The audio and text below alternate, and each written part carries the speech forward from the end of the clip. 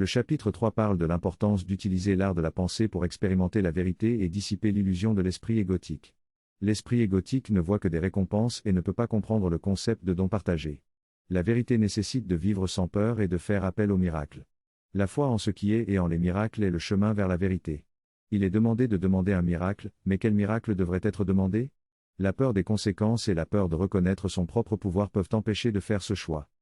Dans ce passage extrait d'un cours d'amour, il est expliqué que le désir conduit à la conviction, mais n'en nécessite pas.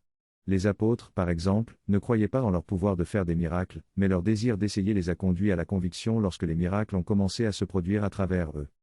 L'auteur soulève également le point que la peur des miracles est accompagnée d'une peur de ne pas pouvoir les accomplir, ce qui crée une pression pour réussir cet examen. La peur de l'échec est si grande que certains préfèrent ne pas essayer du tout plutôt que de risquer d'échouer. Cependant, l'auteur assure que tout ce qui est nécessaire pour convaincre sera donné. Il souligne l'urgence du retour à l'unité et la nécessité de laisser la peur derrière soi. La peur des miracles est considérée comme une leçon à désapprendre. L'auteur affirme que chacun est capable de faire des miracles, même si ce n'est pas tout ce qu'ils sont. Les miracles sont présentés comme des mécanismes qui font gagner du temps pour réaliser qui nous sommes réellement. L'auteur admet que demander à choisir un miracle peut sembler violer les règles de l'esprit miraculeux, mais souligne l'extrême nécessité du retour à l'amour. L'auteur examine ensuite les objections aux miracles.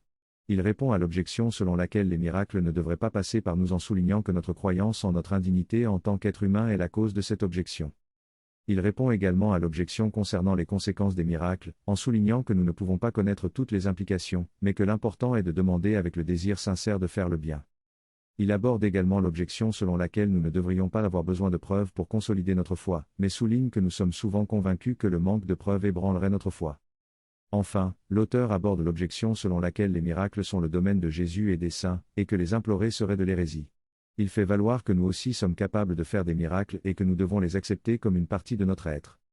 En conclusion, l'auteur encourage à désapprendre nos peurs et objections aux miracles, et à embrasser notre capacité innée à faire des miracles. Dans cette section, il est question de la peur de faire le mauvais choix en choisissant le miracle. On explique que cette peur est liée à la peur du manque, car on pense que le miracle serait un coup de chance sans réelle preuve. On note également la crainte d'avoir des idées de grandeur et d'être sollicité pour exécuter de nombreux miracles, ce qui serait trop lourd à supporter. On souligne aussi le sentiment d'indignité et le risque de faire des erreurs et d'être puni. En somme, on constate que la peur et le manque de désir sont plusieurs raisons qui empêchent d'essayer. Cependant, on affirme qu'il est possible de surmonter ces peurs en les examinant à la lumière de la pensée consciente plutôt que de la pensée de l'ego.